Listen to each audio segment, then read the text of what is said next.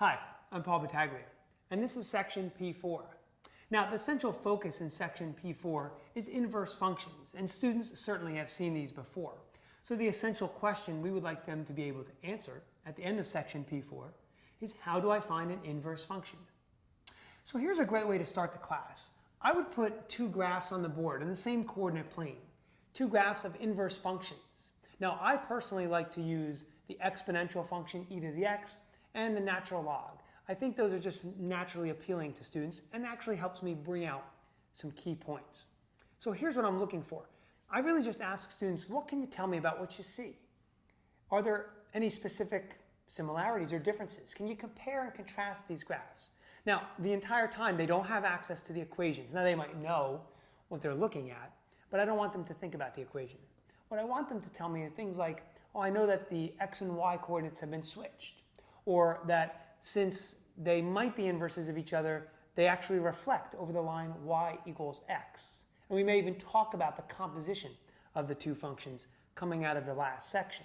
So it's a nice way to kind of just start off. Now, if you'd like something different, the exploration on the first page of this section is also very good. Feel free to use that as well. Now, throughout the entire section, we actually get the opportunity to address some mathematical practices. And one of those is mathematical practice number 1. And we get a chance to look at being able to provide examples or counterexamples for students of one-to-one functions. Can they tell me the requirements that need to be met in order for a function to be considered one-to-one? And I think what's important here is that we remember mathematical practice number 4C. Use appropriate mathematical symbols and notation.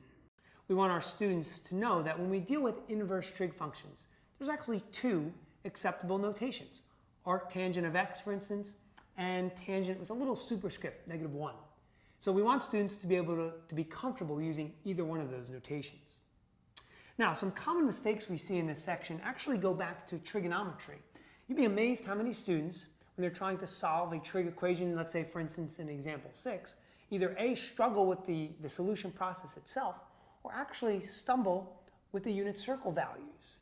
So it's amazing to see students who still actually mix up sine of 0, cosine of 0, or who really just don't know the unit circle and haven't committed it to memory in those values.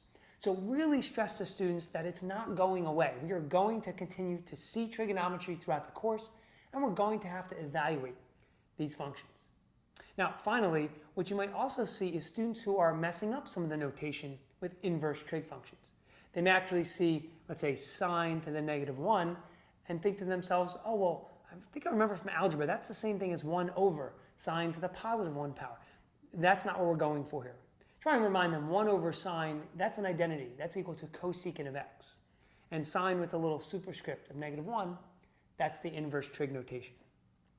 So I hope you found these tips helpful, and I'm sure you'll find much success in section P4.